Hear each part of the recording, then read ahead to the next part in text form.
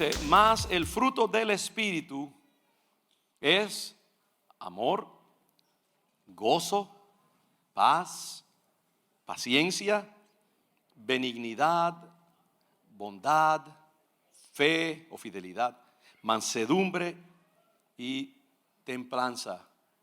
Cada uno de esos temas, como digo, lo vamos a desarrollar y espero que nos marque en una manera especial. Y él hace una aseveración aquí misteriosa, que creo que hay que señalarla por su importancia. Dice, contra tales cosas no hay ley.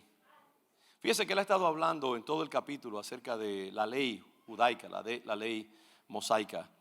Y Pablo sabe que ya Cristo trascendió la ley, ya Cristo vino a traer lo perfecto. La ley era simplemente un aguante.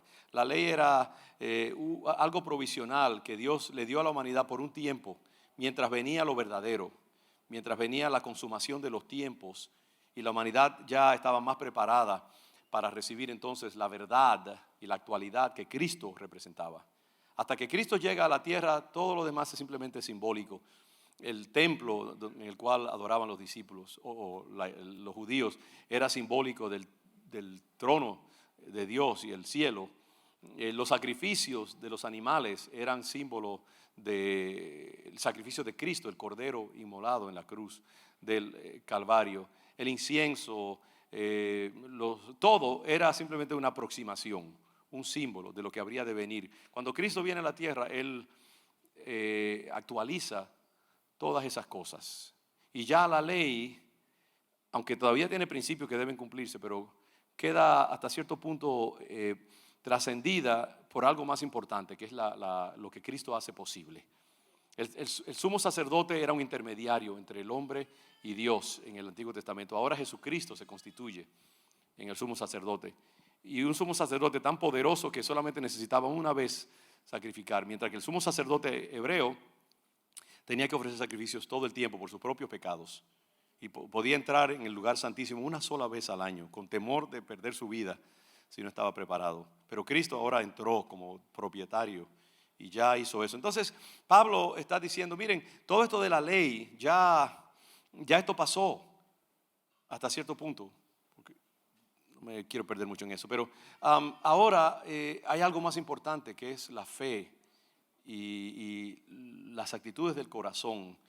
Y él dice, miren, cuando usted tiene el amor, cuando su vida expresa el fruto del Espíritu Santo, el diablo no tiene poder sobre su vida. La ley, la condenación, el fariseísmo, el legalismo del Antiguo Testamento, Dios reemplaza eso con algo mucho más importante. El amor, hermanos, es el valor supremo que hace posible que nosotros ahora vivamos a una altura diferente, con una protección diferente. La persona que ama es una forma protegida. La persona que ama, Satanás no sabe qué hacer con ella. La persona que ama está cubierta por la gracia y la misericordia de Dios. La persona que ama tiene una nube de bendición encima de ella. La persona que ama tiene el viento del Espíritu Santo detrás de ellos. Y contra ese espíritu de amor nadie puede, nada puede. La persona que ama está protegida en una manera excepcional. Y por eso es que es tan importante hablar acerca del amor. Contra tales cosas no hay ley, pero los que son de Cristo han crucificado la carne con sus pasiones y deseos. Entonces quiero entrar un poquito en eso y voy a comenzar con una ilustración de algo que sucedió esta mañana cuando yo iba saliendo de mi casa para venir a la iglesia. Y mientras yo estaba en mi carro, estaba a punto de prenderlo, pasaron dos mujeres enfrente en la acera corriendo, estaban jogging, haciendo ejercicio. Y yo creo que el Señor me dio una ilustración para comenzar este sermón acerca de lo que es el amor. Y yo creo que fue de Dios. ¿Sabes que Dios nos habla en tantas maneras? Y la Biblia dice, el que tenga oídos para oír, oiga, y el que tenga ojos para ver, vea. Y Dios siempre está dándonos mensajes. Y yo creo que Dios me habla a través de eventos de la vida. Y cuando estas dos mujeres como digo, estaban corriendo a un paso bien lento. Tenían su ropa de ejercicio. Una iba adelante y era una mujer un poquito sobrepeso. Y la otra que iba detrás de ella era una mujer que estaba en forma física, se veía que era una mujer acostumbrada a hacer ejercicio, muy atlética, y la otra era una persona que estaba apenas comenzando a hacer ejercicios. Y viéndolas, Meche me dice que yo siempre estoy inventándome narrativas y cosas, ¿no? Pero yo creo que yo enseguida entendí algo de lo que Dios me estaba diciendo. Y vi a esta mujer atlética como que estaba mentoreando y ayudando a la otra en su propio deseo de ponerse en forma física. Y ella estaba detrás para darle a la que estaba delante oportunidad para que corriera su propio paso, para que no se sintiera como que tenía que estar ajorada detrás de la otra.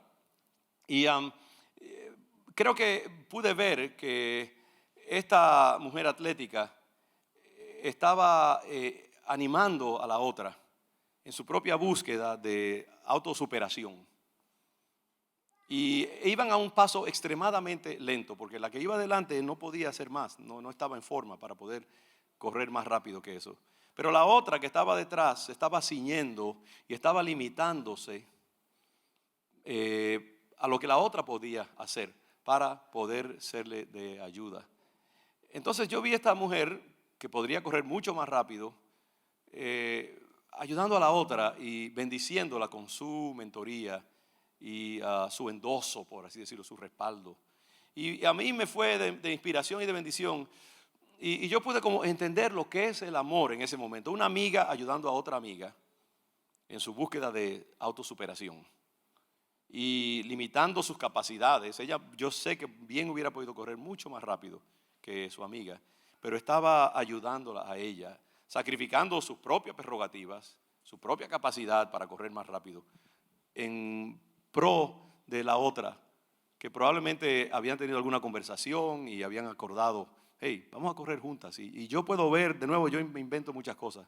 Y si no fuera cierto, debería ser cierto, que la otra dijo, yo te voy a ayudar. Te voy porque a veces necesitamos a alguien que nos ayude en las luchas y los procesos de la vida. Necesitamos a alguien que nos anime. Y estaba hablando con alguien acerca de la importancia de la mentoría. Eso fue allá arriba en el cuarto piso en la mañana. De que el mundo necesita mentores. El mundo necesita coaches, entrenadores, gente que esté dispuesta a ayudar a otros en sus búsquedas de autosuperación. Necesita gente que se sacrifique, que invierta tiempo, que invierta su energía para ayudar a otros que están en búsqueda de llevar sus vidas a un nivel más alto. Y si no hay gente que sacrifique y que invierta, que no esté demasiado ocupada para ayudar a otros en sus jornadas de autosuperación, va a ser muy difícil. El mundo necesita gente que se tienda sobre la mesa del sacrificio para que otros puedan llegar a donde tienen que llegar. Entonces yo sentí que Dios me inspiró en ese momento con una palabra, una imagen de lo que es el amor. El amor es cuando usted toma sus derechos, sus prerrogativas y las limita para que otros puedan alcanzar lo que necesitan alcanzar. El amor es cuando usted no piensa tanto en sí mismo, sino en el otro. El amor es cuando usted pone a un lado sus derechos y entiende que al usted sacrificarse momentáneamente, lo que está haciendo es una inversión, un investment, que lo va a bendecir a usted en última instancia. Porque no hay forma más poderosa de vivir sobre la tierra que gobernados por el amor, por una ética de amor. Y yo creo que lo que Dios quiere impartirnos esta tarde, si hay algo que yo quiero dejar en sus corazones, es ese sentido de urgencia, de desesperamiento con respecto a la necesidad de hacer del amor la plataforma de tu vida, de hacer del amor el punto de partida, de hacer del amor lo que gobierne tus acciones sobre la tierra y tus relaciones con los demás. Porque yo no creo que hay una manera más poderosa de vivir que haciendo del amor la fuerza gobernativa de todo lo que hagamos. Porque como yo decía, cuando tú amas y cuando tú te das a los demás como Cristo se dio, tú estás forrado por una protección inigualable. Y paradójicamente, la ironía está en que cuando nosotros amamos y nos sacrificamos por otros y sacrificamos nuestros derechos, nuestros intereses por otros, el Señor entonces dice, ¿sabes qué? Yo me voy a encargar de ti. Y como tú estás viviendo al estilo de mi corazón, yo te voy a bendecir, te voy a prosperar. El amor es la inversión más grande que usted puede dar. Sabe que los hombres y las mujeres se engañan a sí mismos, shortchange themselves, como dicen en inglés, cuando piensan que buscando su propio provecho es la manera de ellos ganar en la vida, cuando es todo lo contrario.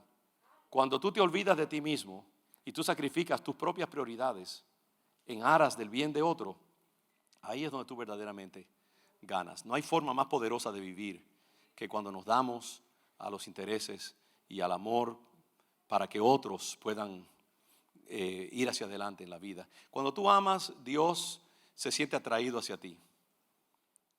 Cuando tú amas, tu corazón viene a ser como una señal que está emitiendo un beep continuo, como esos radares que están continuamente haciendo un sonidito. Y Dios escucha ese latido de un corazón amante donde quiera que esté, aunque sea en una isla desierta. El Señor escucha ese corazón conforme a su corazón y se siente atraído hacia Él. Y entonces al Señor le encanta a esa persona bendecirla, respaldarla, prosperarla. Porque no hay otra manera de uno ser prosperado. Putin ahora mismo ejemplifica lo contrario.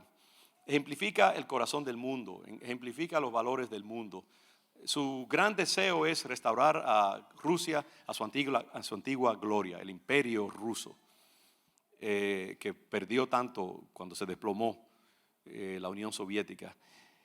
Y así es que el mundo opera, ¿no? Él quiere sacrificar los deseos, los intereses de una nación más débil que él para engrandecerse.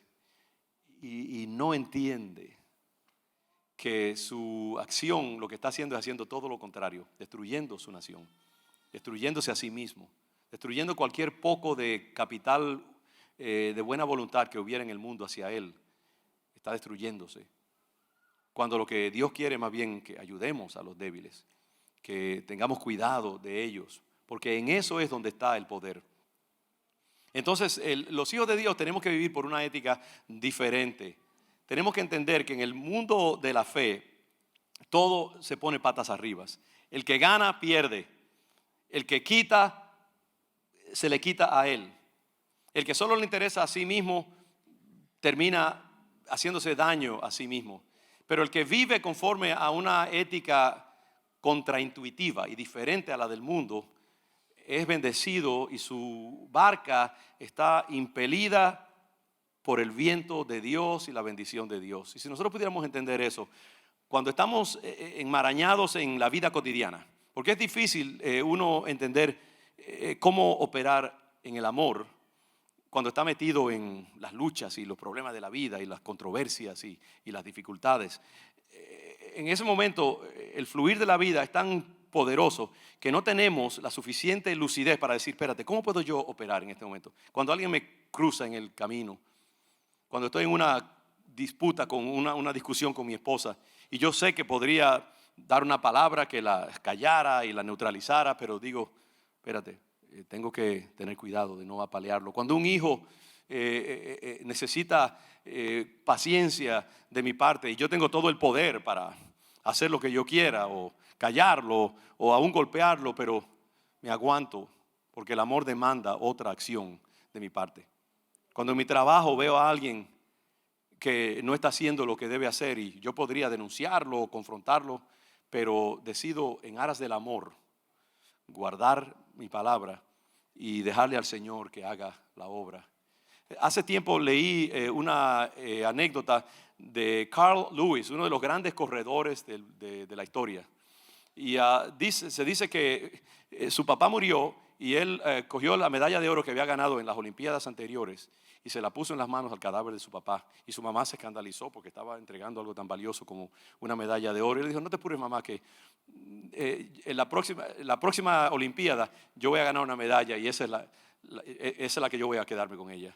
Y entonces él entró a las Olimpiadas la próxima vez que hubo Olimpiadas y estaba compitiendo con un corredor bien famoso, también bien fuerte, y estuvo en una lucha ahí cerrada durante toda la carrera, y finalmente el otro ganó por unas 20 o 40 yardas. Y él se sintió, dijo, bueno, la próxima medalla tendrá que ser en otro tiempo que la conseguiré. Pero cuando este corredor se volteó un momento en su señal de victoria, dice que Carl Lewis pudo ver en sus ojos el amarillo de una persona que ha estado usando esteroides y estaba usando drogas para fortalecer, y tenía los músculos bien desarrollados, que era indicio también de que este hombre estaba usando esteroides ilegítimamente. Pero Lewis, en vez de denunciar a este hombre a las autoridades, le dijo, no, en honor, la manera de yo honrar a mi padre es callando y dejando que el Señor se encargue de eso. Así que él aguantó su impulso de denunciar a este hombre. ¿Y sabe lo que pasó? Que poco tiempo después, unas horas después, los resultados de un examen que le hicieron a este hombre indicaron que él estaba usando esteroides, y la medalla que le fue a Carl Lewis, que ganó el segundo lugar en la carrera. Entonces, eso nos enseña algo acerca de el amor, hermanos, cuando tiene derecho para hacer daño y se aguanta, o tiene derecho para ganar algo a expensas del otro y se aguanta, porque ama y porque sabe que hay una ley superior en la vida, que es la que nos adelanta y nos bendice. Esa persona siempre prevalece. Y puede que no sea en el momento mismo en que se exime de hacer algo, pero en el momento propicio, en el tiempo, Dios hace la obra. Yo he aprendido una y otra vez a través de mi vida que el amor requiere una fe muy grande, porque muy pocos de nosotros tenemos la fe para, pudiendo levantar la espada y cortar cabeza o defendernos por nosotros mismos, tenemos la fe de decir, ¿sabe qué? Si yo aguanto mi espada y me remito a una ley superior, la ley del amor, el Señor peleará por mí y el Señor se encargará de bendecirme. Porque la mayoría de nosotros lo que buscamos es la gratificación inmediata. A veces no podemos aguantarnos la lengua cuando queremos decir algo, y no podemos porque la carne nos gobierna. Pero qué bueno cuando nosotros tenemos esa fe para decir, ¿sabe qué? Aunque yo no me dé el gusto de herir o de atacar o de explotar a alguien, si yo lo hago en el nombre de Jesús y por el Espíritu de Jesús, el Señor se encargará de pelear por mí y de bendecirme. Eso requiere fe, requiere convicción. Y les digo que es la mejor manera de vivir. Y por eso Pablo una y otra vez habla acerca de la importancia del amor. Y el primer fruto del Espíritu que él toca es el amor. Porque el amor es el fundamento de todo lo demás. Hermanos, el amor es la plataforma del mundo y de la vida cristiana. El amor es la esencia misma del Evangelio. El amor lo abarca todo. El amor es el punto de partida y es la meta final de la vida cristiana. El amor es tan poderoso que la única cosa que resume a Dios es el amor. Por eso le dice, Dios es ¿qué? Dios es amor. No dice Dios es justicia. No dice Dios es poder. No, Dios es amor. Y si nosotros estamos sobre la tierra es porque tenemos un creador que no se contentó con estar solo en el universo. Necesitaba a alguien con el cual hablar, a alguien en quien invertir su poderío, sus dones, su gracia, su sabiduría. Y se derramó en criaturas que se llaman seres humanos. Porque él necesitaba a alguien con quien compartir su poder y sus virtudes. Y después que nosotros lo traicionamos con nuestras ofensas y nuestros pecados, aún así nos rescató. La Biblia dice que aún estando nosotros perdidos en nuestros pecados, Cristo murió por nosotros. El Señor murió cuando la humanidad no lo merecía. El Señor murió cuando la humanidad estaba más empedernida y más alejada de Él. Y en ese momento el Señor expresó su amor dándose por nosotros en la cruz del Calvario. El amor de Dios es tan grande, hermanos, que aún a veces cuando Dios está herido y airado con nosotros, ya está maquinando para cómo perdonarnos y cómo bendecirnos. Ese es el amor que tenemos. Y por eso dice, el fruto del Espíritu es amor. Y lo único que yo puedo conseguir hacer en esta tarde, en el poco tiempo que tengo, es impresionarnos a nosotros mismos con la urgencia de ser gente que ame. Porque esa es la base de todo lo demás. Pablo está en controversia en este pasaje de Gálatas y en todo el libro de Gálatas, toda la carta a los Gálatas. Pablo está en controversia con una postura contraria a la postura del amor. Y es la postura de la ley del legalismo. Y Pablo está en controversia con los judaizantes, que son este grupo de cristianos que se han convertido a Cristo, son judíos, se han convertido a Cristo, pero insisten en que todavía la gente tiene que circuncidarse y que tiene que guardar los ritos de la ley para poder ser salvos. Y Pablo entendió por el Espíritu Santo que si esa doctrina no se contradecía, el Evangelio iba a terminar perdiendo. Porque el Evangelio está fundamentado en la gracia de Dios, que nosotros no podemos ganarnos la salvación por nuestras propias obras. Cualquier cosa que enfatice las obras empobrece ese acto magnánime de amor de parte de Dios por Cristo Jesús. Y Pablo dijo, no, aquí yo me paro y yo voy a resistir esa tendencia. Y entonces toda la carta de Pablo es una controversia diciendo, miren, las cosas de la carne, las acciones externas, los ritos visibles no son capaces de traer justificación a ningún ser humano. Lo único que hace posible la salvación es el acto de amor de Dios y nuestra capacidad entonces para reaccionar a ese amor y también para proyectar ese amor en nuestras relaciones, en nuestra forma de manejarnos cada día. Entonces, cuando Pablo dice, miren, lo único que importa es el fruto del Espíritu, porque contra eso no hay ninguna ley. Nos está diciendo que las obras son buenas. Por ejemplo, si nosotros damos dinero para ayudar a la gente en Ucrania, qué bueno, y es necesario, por eso pedimos. Pero ¿sabe qué? Que todo el dinero que tú des no tendrá significado si no está impulsado por un corazón que siente el dolor de la gente en Ucrania. Un corazón que sabe que tu dinero no es para ti, tu dinero es para bendecir a otros y que Dios se encargará entonces de bendecirte a ti también.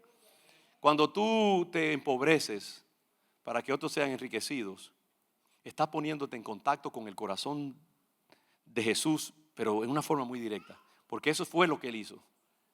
Entonces, cuando nosotros adoptamos una postura de generosidad en nuestra vida, en todo sentido, de amor, entonces estamos en contacto directo con el Espíritu de Jesucristo. Y no podemos sustituir las obras por la actitud del amor. Las obras vienen como consecuencia de ese amor que está dentro de nosotros. Pero el amor de Dios es algo que tú das porque Cristo está tan dentro de ti y tú estás tan compenetrado con el amor de Cristo, que al Cristo habitar dentro de ti, al Espíritu de Dios habitar dentro de ti, ese Espíritu se transmite a través de ti y da fruto. ¿Ve? No es una obra que tú adoptas, no es algo que tú haces por fuerza de tu voluntad, sino es algo que al tú someterte a Jesús y tú entrar en intimidad con el Señor, entonces Cristo produce su fruto a través de ti. Y por eso es que no podemos deslumbrarnos por las acciones. Hay tanta gente en el Evangelio que cree que porque dan, o porque vienen a la iglesia, o porque sirven, o porque son maestros de escuela dominical, o porque son ciudadanos bien comportados, gente trabajadora, que por eso ya están bien con Dios. No. El estar bien con Dios nace de una acción, de una actitud, de una postura interior. Cuando tú estás en contacto con Cristo y su Espíritu, entonces el Señor producirá las buenas acciones, pero no serán porque tú te mandes detrás de las buenas acciones. Las buenas acciones son una expresión. Por eso se llama el fruto del Espíritu. Si usted observa cómo un árbol da fruto, y yo creo que toqué eso el domingo pasado. Un árbol da fruto porque hay una ley dentro de él, una dinámica dentro de ese árbol que produce el fruto. El árbol no tiene conciencia de lo que está haciendo. El árbol simplemente existe y hay algo en su ADN interior que tiene unas instrucciones allí que dice que cuando el clima llega a cierto momento, cuando el año está avanzado hasta cierto punto, simplemente tiene que dar fruto. El árbol no sabe lo que está haciendo. Y yo creo que nosotros los hijos de Dios somos así. Cuando tenemos el Espíritu de Jesucristo dentro de nosotros, cuando su palabra ha anidado profundamente en nosotros, no podemos más que o menos que dar fruto. Porque el ADN de Dios dentro de nosotros, la palabra de Dios, la obra del Espíritu Santo en nosotros, va a expresarse en una manera natural en obras y actos de amor. Y por eso es tan importante que nosotros, esta congregación, adopte una conciencia bien clara de lo importante que es dejar que el Señor se glorifique en nosotros y de que el Señor haga su obra en nosotros para entonces dar fruto en acciones y en obras de amor. Cuando nosotros entendemos la urgencia de ser gente de amor, gente amorosa, y nos desesperamos con nosotros mismos, porque sabemos que estamos deficientes en ese departamento. Yo no creo que aquí haya una sola persona que pueda decir, ya yo llegué a la altura del amor y no puedo ascender más. Todos nosotros debemos sentirnos deficientes en eso. Entonces, hasta que tú no entiendes que puedes crecer en amor y que eso es absolutamente necesario para ser un seguidor de Jesucristo, el amor no se va a perfeccionar dentro de ti. El amor viene cuando nosotros nos abrimos al Espíritu Santo. El amor viene cuando vivimos en tanta intimidad con el Espíritu de Jesucristo que la energía del Espíritu Santo entre nosotros se transmite a través de nosotros en una forma totalmente espontánea y redunda en actos amorosos. Esta mañana yo usaba la ilustración de una araña. Una araña elabora una red, lo que se llama telaraña, ¿no? Y eso es un milagro de la naturaleza. Una telaraña es la cosa más bella cuando usted la analiza en su estructura y es una de las sustancias más fuertes que hay en todo el mundo. ¿Sabe que una araña, la telaraña soporta una cantidad de peso relativamente a su delgadez que es absolutamente sorprendente? Hay pocos materiales en el mundo tan fuertes como una telaraña, dada que es casi invisible de lo fina que es. La telaraña es una obra maravillosa de la naturaleza. Y una araña teje una telaraña en la forma más espontánea. Una araña no tiene casi cerebro, no tiene casi conciencia. Sin embargo, teje una maravilla de la naturaleza en una forma totalmente espontánea. ¿Por qué? Porque tiene dentro de su contexturas, de su genética, unas instrucciones mileniales, instintivas, que la impelen ciegamente a elaborar una maravillosa red que redunda en protección para ella, y así es que ella agarra los insectos. Las telarañas son como una pantalla que agarra los insectos cuando están volando y entonces la araña se los come. Entonces, fíjese que esta araña tiene una instrucción de autopreservación dentro de ella y ella elabora una red maravillosa y perfecta casi sin saber que lo está haciendo, porque esa es su naturaleza. Yo creo que los hijos de Dios somos así. Los hijos de Dios tenemos que producir obras de amor y fruto del Espíritu Santo sin que ni siquiera nos propongamos, porque ya Dios habrá anidado tanto dentro de nosotros y nos habrá impartido su programa tan poderosamente entre nosotros que emitimos obras de amor en formas espontáneas. Y ahí es que tú y yo tenemos que llegar. Por eso es que yo digo que a menos que uno no se haga absolutamente consciente de la urgencia de ser gente que ejemplifique el amor y que nos desesperemos por llegar a ese punto, no lo vamos a llegar a hacer. Porque estaremos distraídos con otras prioridades que son importantes, pero el amor es el punto de partida para todo lo demás. Y hay tantos creyentes, por ejemplo, en el mundo pentecostal, la gente está muy deslumbrada por los dones del Espíritu, que son importantes también. Está el fruto del Espíritu y están los dones del Espíritu. Los dones del Espíritu son capacidades de poder, lenguas, profecía, discernimiento de espíritus, señales, sanidades. Y en el mundo pentecostal mucha gente se enamora del don del Espíritu porque son cosas muy atractivas y muy llamativas. Y entonces muchos cristianos de índole pentecostal, como yo creo que nosotros nos identificamos con esa postura, se especializan tanto en buscar el poder del Espíritu Santo. Ayunan, oran, claman, hacen guerra espiritual, sirven, dan. Pero en un sentido, para esas personas, esas acciones se han convertido como una transacción que hacen con Dios. Yo doy para que tú des. No se lo postulan así conscientemente, pero en última instancia corren el peligro de hacer eso, no entendiendo que esos dones y esas acciones son meramente expresiones de algo que es más fundamental todavía, que es el espíritu que está en ellos y el espíritu que produce tanto el fruto como el don. Y que hasta que no entiendan que lo primordial es ejemplificar el amor, y que de ese amor entonces esos dones obtienen su significado. Pero muchas veces la gente no piensa así, ¿sabes? Y mi deseo es decir, miren hermanos, despertémonos, pongámonos las pilas, entendamos que hay una prioridad en la vida y que lo primero que nosotros tenemos que hacer es expresar el corazón de Cristo. Y tenemos que preguntarnos, yo me pregunto a veces con desesperación, si yo compareciera ante un jurado de personas altamente desarrolladas espiritualmente, con capacidad para juzgar con propiedad, y tuviera que someter mi vida, mis acciones, porque esta gente me ve en una manera sobrenatural casi, podrían decir que yo voy por lo menos en progreso hacia una postura de amor. Y si el Espíritu Santo me juzgara, ¿hasta qué punto podría decir, tú vas bien, tú vas en el camino del amor? ¿Qué dice tu esposa, mi esposa o mi esposo? ¿Qué dicen nuestros hijos? ¿Qué dicen nuestros colegas? ¿Qué dice la gente que nos conoce a fondo? ¿Qué dicen las personas con quienes interactuamos cada día? ¿Qué dicen las personas con quienes nosotros hemos tenido íntimo roce en nuestro diario vivir y que nos ven descalzos y casi desnudos? Y que ven nuestras debilidades y nuestra humanidad desplegada en una forma muy fuerte. Pueden decir ellos, he aquí una persona que por lo menos está en el camino del amor. O dirían lo contrario, sí, esta persona va mucho a la iglesia, ama a Dios, hace muchas cosas buenas, pero le falta el amor. ¿Entiende? Hasta que nosotros nos sometamos a ese tipo de escrutinio, en realidad no vamos a avanzar. Usted se convierte en lo que prioriza y ama.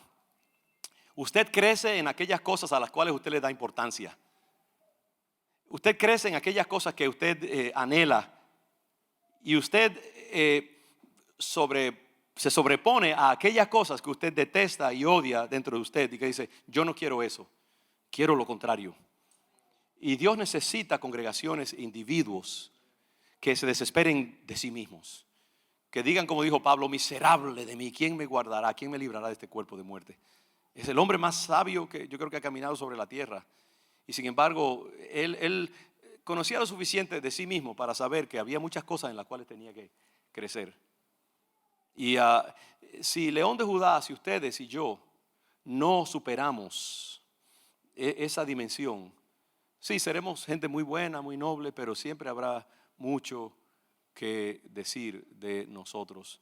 El anhelo de Dios es que tú, además de hacer buenas obras y hacer buenas cosas, que te caracterices por una personalidad tratada por Dios, quebrantada por el Señor, una personalidad que esté anhelando la gracia, porque nosotros hacemos mucho daño, hermanos, hacemos mucho daño en la medida en que no reflejamos el amor de Cristo, la medida en que no priorizamos el amor de Jesús.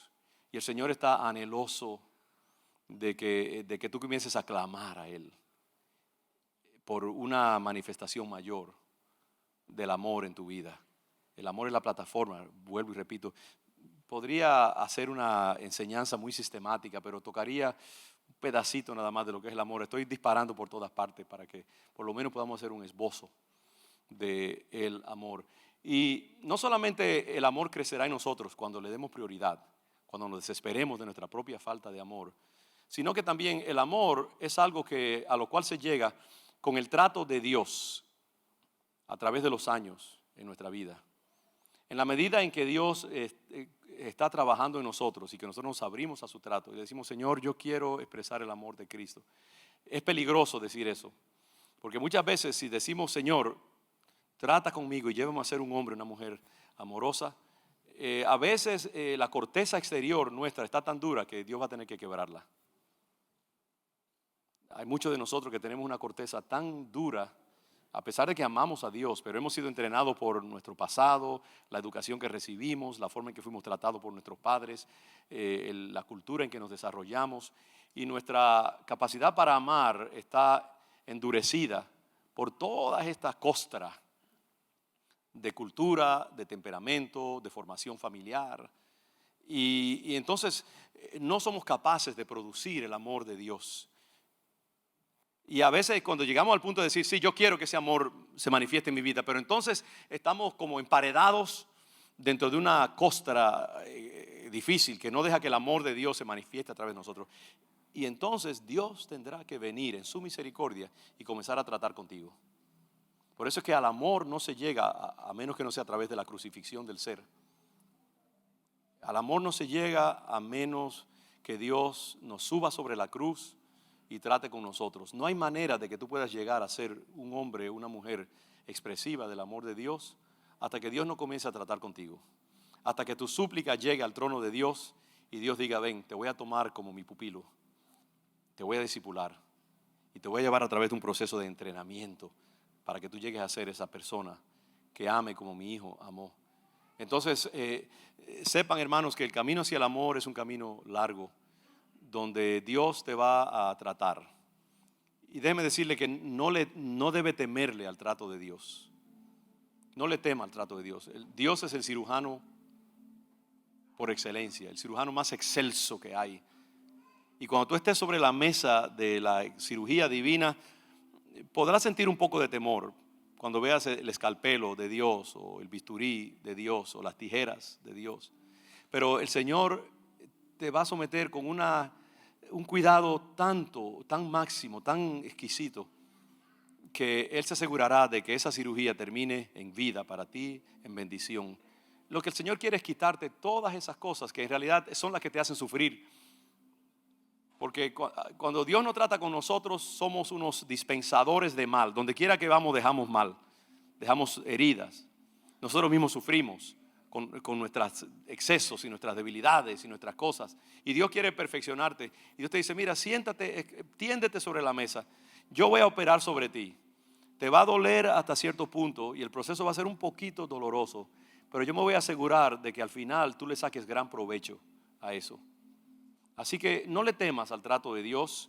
Y de nuevo, al amor no se llega imitando el amor. Aunque es bueno a veces hacer obras de amor por fe para que el amor se perfeccione en nosotros, eso es cierto.